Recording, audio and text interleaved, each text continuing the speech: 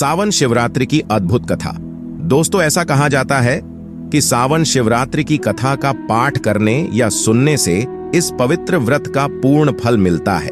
इस दिन शिवरात्रि व्रत कथा का श्रवण करने से भक्तों को असीमित लाभ प्राप्त होते हैं और उनके जीवन में सुख समृद्धि का आगमन होता है। एक बार देवी पार्वती ने भगवान शिव से पूछा, हे प्रभु, कौन सा ऐसा श्रेष्ठ और सरल व्रत है जिससे मृत्यु लोक के प्राणी आपकी कृपा आसानी से प्राप्त कर सकते हैं? भगवान शिव मुस्कुराए और बोले, हे देवी, मैं तुम्हें शिवरात्रि व्रत की कथा सुनाता हूँ। इस व्रत का पालन करने से भक्तों को असीमित लाभ और सुख समृद्धि मिलती है।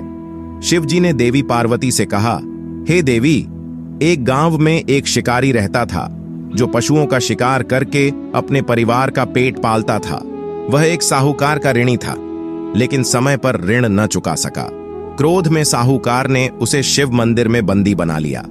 संयोग से उस दिन शिवरात्रि थी। शिकारी ने शिवरात्रि के धार्मिक महत्व को ध्यानपूर्वक सुना और चतुर्दशी को शिवरात्रि कथा भी सुनी।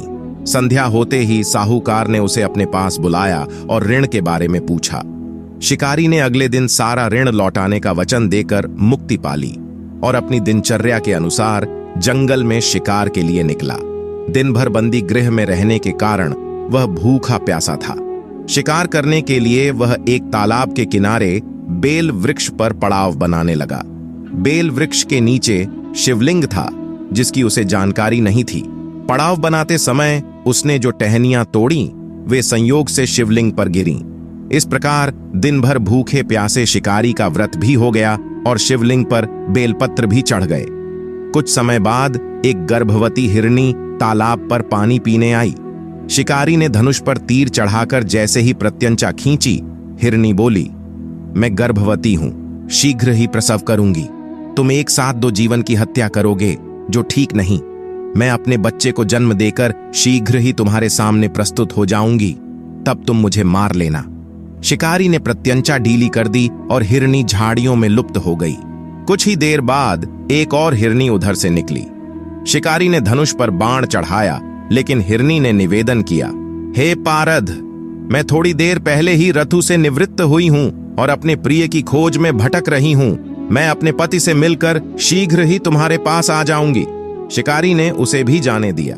2 बार शिकार को खोकर उसका मन उदास हो गया और वह चिंता में पड़ गया। रात का आखिरी पहर बीत रहा था। तभी एक अन्य हिरनी अपने बच्चों के साथ उधर से निकली। शिकारी के लिए यह स्वर्णिम अवसर था। उसने धनुष पर तीर चढ़ाने में देर न लगाई। हिरनी ने विनम्रता पूर्वक निवेदन किया, रुको, मैं इन बच्चों को इनके पिता के हवाले करके लौट आऊंगी। इस समय मुझे मत मारो। शिकारी ने हंसकर कहा, सामने आए शिकार को छोड़ दूं, मैं ऐसा मूर्ख नहीं हूं। इससे पहले मैं 2 बार अपना शिकार खो चुका हूं। मेरे बच्चे भूख प्यास से तड़प रहे होंगे। उत्तर में हिरनी ने कहा, जैसे तुम्हें अपने बच्चों की ममता सता रही है, वैसे ही मुझे भी सता रही है। इसलिए सिर्फ बच्चों के नाम पर मैं थोड़ी देर के लिए जीवन मांग रही हूं। मेरा विश्वास करो, मैं इन्हें इनके पिता के पास छोड़कर तुरंत लौटने की प्रतिज्ञा करती हूं। हिरनी का दीन स्वर सुनकर शिकारी को उस पर दया आ गई। उसने उसे भी जाने दिया। शिकार के अभाव में बेल वृक्ष पर बैठा शिकारी बेलपत्र तोड़ तोड़कर नीचे फेंकता जा रहा था। पौ फटने को हुई तो एक हृष्ट पुष्ट हिरण उसी रास्ते पर आया। शिकारी ने सोच लिया कि इसका शिकार वह अवश्य करेगा। शिकारी की तनी प्रत्यंचा देखकर हिरण विनीत स्वर में बोला, हे शिकारी भाई, यदि तुमने मुझसे पूर्व आने वाली हिरनियों और छोटे छोटे बच्चों को मार डाला है तो मुझे भी मारने में विलंब मत करो, ताकि उनके वियोग में मुझे एक क्षण भी दुख न सहना पड़े। मैं उन हिरनियों का पति हूं। यदि तुमने उन्हें जीवन दान दिया है तो मुझे भी कुछ क्षण जीवन दान देने की कृपा करो। मैं उनसे मिलकर तुम्हारे सामने उपस्थित हो जाऊंगा। हिरण की बात सुनते ही शिकारी के सामने पूरी रात का घटना चक्र घूम गया। उसने सारी कथा हिरण को सुना दी। तब हिरण ने कहा, मेरी तीनों पत्नियां जिस प्रकार प्रतिज्ञाबद्ध होकर गई हैं, मेरी मृत्यु से अपने धर्म का पालन नहीं कर पाएंगी। जैसे तुमने उन्हें विश्वास पात्र मानकर छोड़ा है, वैसे ही मुझे भी जाने दो। मैं उन सबके साथ तुम्हारे सामने शीघ्र ही उपस्थित होता हूं। इस प्रकार उपवास, रात्रि जागरण तथा शिवलिंग पर बेलपत्र चढ़ाने से शिकारी का हिंसक हृदय निर्मल हो गया। उसमें भगवत शक्ति का वास हो गया। धनुष तथा बाण उसके हाथ से सहज ही छूट गए। भगवान शिव की अनुकंपा से उसका हिंसक हृदय करुणामय भावों से भर गया। वह अपने अतीत के कर्मों को याद करके पछतावे की ज्वाला में जलने लगा। थोड़ी ही देर में हिरण शिकारी के समक्ष उपस्थित हो गया ताकि वह उनका शिकार कर सके, किंतु जंगली पशुओं की ऐसी सत्यता, सात्विकता एवं सामूहिक प्रेम भावना देखकर शिकारी को बड़ी ग्लानि हुई। उसके नेत्रों से आंसुओं की झड़ी लग गई। उसने किसी को भी मारकर अपना कठोर हृदय जीव हिंसा से हटा लिया और सदा के लिए कोमल एवं दयालु बना लिया। देवलोक से समस्त देव समाज भी इस घटना को देख रहा था। घटना समाप्त होते ही देवी देवताओं ने पुष्प वर्षा की। तब शिकारी तथा हिरण परिवार मोक्ष को प्राप्त हुए। शिवरात्रि व्रत की यह कथा हमें सिखाती है कि भगवान शिव की कृपा से एक हिंसक व्यक्ति भी करुणामय बन सकता है।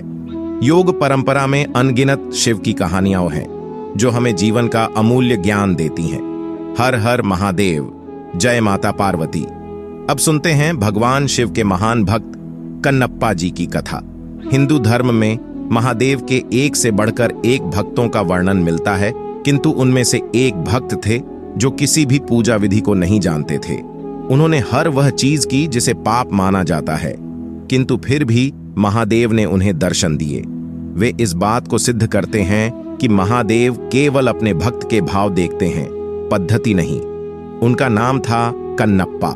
एक समय जब महादेव ने पांडव पुत्र अर्जुन की परीक्षा लेकर उन्हें पशुपति अस्त्र प्रदान किया, तब अर्जुन ने उनसे प्रार्थना की थी कि वे अगले जन्म में उनके महान भक्त बने। भगवान शंकर ने उन्हें यह आशीर्वाद दे दिया। कलियुग में अर्जुन ही कन्नप्पा के रूप में जन्मे और महादेव के अनन्य भक्त बने। एक बार कन्नप्पा शिकार करते करते बहुत दूर जंगल में निकल गए। वहां उन्हें एक अत्यंत प्राचीन मंदिर दिखा। जब वे उस मंदिर के अंदर पहुंचे तो उन्हें एक दिव्य शिवलिंग के दर्शन हुए। उसके दर्शनों से ही कन्नप्पा के मन में शिव भक्ति का संचार हो गया। उन्होंने तुरंत ही उस मंदिर को साफ किया। उनके मन में उस शिवलिंग की पूजा करने का विचार आया, पर उन्हें शिव पूजा के बारे में कुछ पता नहीं था। तब उन्होंने सोचा कि महादेव को कुछ खाने और पीने को ही दे दिया जाए। वे जंगल गए और एक शूक का शिकार किया। उसे काटकर वे उसका मांस एक पत्तल में लेकर चले। दूसरे हाथ में उन्होंने एक पात्र में मधुमक्खियों के छत्ते से कुछ मधु इकट्ठा कर लिया। जल के लिए कोई और उपाय न दिखा तो उन्होंने अपने मुंह में ही जल भर लिया। वे वो सामान लेकर मंदिर आए तो देखा कि शिवलिंग पर कुछ सूखे पत्ते टूटकर गिर गए हैं। उन्होंने अपने पैर से शिवलिंग से पत्ते हटाए। मुख में रखे जल से कुल्लाकर उन्होंने महादेव का अभिषेक किया। फिर उन्हें भोग स्वरूप मांस और मधु अर्पण किया। हालांकि उनका यह कृत्य उचित नहीं था और वह सारी वस्तुएं भी पूजा के लिए अनुपयुक्त थीं, लेकिन उनका मन पवित्र था। उन्होंने जो कुछ भी पूर्ण भक्ति भाव से किया, महादेव को केवल उसी भाव की आवश्यकता थी। उन्होंने प्रसन्न मन से उसका प्रसाद स्वीकार कर लिया। कन्नप्पा का रोज का कार्य हो गया। वह प्रतिदिन उसी प्रकार पैरों से पत्ते साफ करके मुख से शिवलिंग का अभिषेक कर उन्हें मांस और मधु अर्पण करने लगे। जंगल में एकांत में स्थित उस मंदिर में महादेव की पूजा करने एक पुजारी भी आते थे जो बहुत बड़े शिव भक्त थे। कन्नप्पा के पूजा करने के बाद अगले दिन जब वे आए तो देखा कि पूरे मंदिर में यहां वहां मांस के टुकड़े पड़े हैं। वे दुखी हुए और तत्काल मंदिर को जल से धोकर पूजा की ओर स्वच्छ वस्त्र चढ़ाए, किंतु अब रोज रोज उन्हें मंदिर में मांस मिलने लगा। यह देखकर एक दिन उन्होंने निश्चय किया कि वे पता करके रहेंगे कि कौन है जो रोज मंदिर को अपवित्र कर देता है। यही सोचकर वे रात को वहां रुक गए। रोज की भांति कन्नप्पा वहां आए और उन्होंने पैर से पुजारी द्वारा शिवलिंग पर चढ़े पुष्प हटाए, मुख से शिवलिंग का अभिषेक किया और फिर शिवलिंग पर मांस और मधु चढ़ाया। पुजारी मंदिर के एक कोने से छिपकर सब देख रहे थे। उन्हें यह देखकर बड़ा क्रोध आ रहा था। वे यह तो समझ गए कि यह सब भक्ति के कारण कर रहे हैं, जानबूझकर नहीं, किंतु फिर भी उन्हें उसका कार्य बड़ा अनुचित लगा। उसी समय उनके मन में विचार आया कि मैं इतने समय से शुद्ध चीजों से महादेव की पूजा करता हूं, फिर भी मुझे उनके दर्शन नहीं हुए। इस प्रकार पूजा करने वाले से भला महादेव कैसे प्रसन्न हो सकते हैं? पुजारी महादेव के भक्त थे, इसीलिए अपने भक्त का अहंकार तोड़ने के लिए उन्होंने अर्थात शिव जी ने एक लीला रची। कन्नप्पा ने देखा कि अचानक शिवलिंग की एक आंख से रक्त बहने लगा है। अपने आराध्य की ऐसी दशा देखकर वह अत्यंत दुखी हुआ। उसने पास पड़ी जड़ी बूटियों को शिवलिंग की आंख पर लगाया, किंतु रक्त का बहना नहीं रुका।